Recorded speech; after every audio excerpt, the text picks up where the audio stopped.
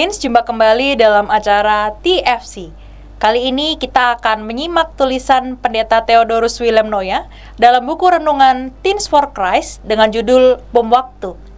Bacaan yang mendasarinya diambil dari Kejadian 31 ayat 36 sampai dengan 46. Sebelum itu, mari kita berdoa. Bapa yang baik, saat ini kami akan membaca dan juga merenungkan firman Tuhan. Kiranya Roh Kudus-Mu yang Kau curahkan bagi setiap kami untuk dapat memahami dan juga dapat melakukannya di dalam kehidupan kami sehari-hari dengan penuh sukacita. Inilah Tuhan setiap doa kami, di dalam nama Tuhan Yesus kami berdoa. Amin. Yang akan menjadi pusat perenungan kita adalah Kejadian 31 ayat 36. Saya akan membacakannya untuk kita semua. Hati Yakub pun menjadi panas dan menentang Laban. Kata Yakub kepada Laban, "Apa kesalahanku? Apa dosaku? Sehingga engkau memburu aku?" Sedikit demi sedikit, lama-lama menjadi bukit.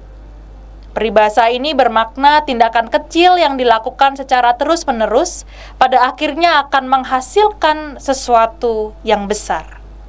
Peribahasa ini biasanya dipakai untuk menekankan pentingnya konsistensi dan kesabaran dalam mencapai tujuan. Namun ini juga bisa terjadi dengan tindakan yang tidak menyenangkan. Jika seseorang terus-menerus mengalami perlakuan yang tidak mengenakan dan memendamnya dalam hati, lama-kelamaan akan membuahkan amarah seperti bom waktu yang bisa meledak kapan saja. Yakub sudah tidak dapat lagi memendam perasaannya yang bertumpuk bertahun-tahun. Ia sudah bekerja bagi Laban selama 20 tahun, tetapi berkali-kali ia dikelabui dan upahnya diubah 10 kali.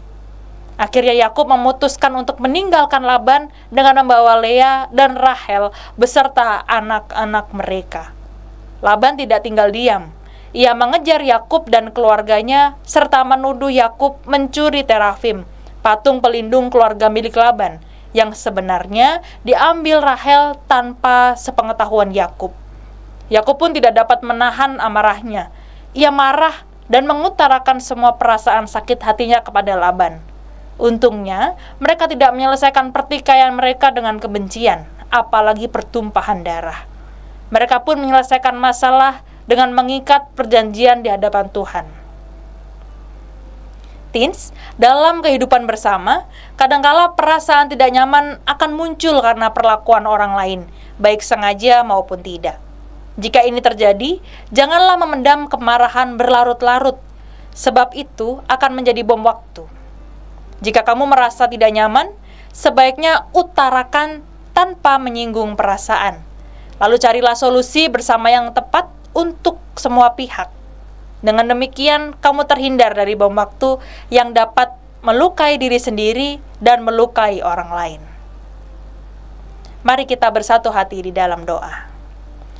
Bapa yang penuh kasih, ketika kami mengingat kembali bagaimana kami diminta untuk dapat terus mengungkapkan setiap perasaan kami, Tuhan, kami percaya Engkau yang menolong setiap kami untuk dapat terus mengungkapkannya dengan penuh kebijaksanaan, dengan penuh tanggung jawab, supaya juga tidak menjadi hal-hal yang membuat orang lain menjadi sakit hati ataupun merasa kurang nyaman. Kiranya Tuhan ajarilah setiap kami untuk dapat mengungkapkan isi hati dan juga setiap kegelisahan kami dengan baik, supaya nantinya tidak dapat menjadi bom waktu yang dapat melukai diri kami atau juga melukai orang-orang di sekitar kami.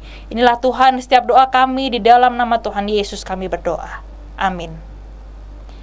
Demikian renungan kita hari ini. Jangan lupa subscribe, like, dan bagikan kepada yang lain.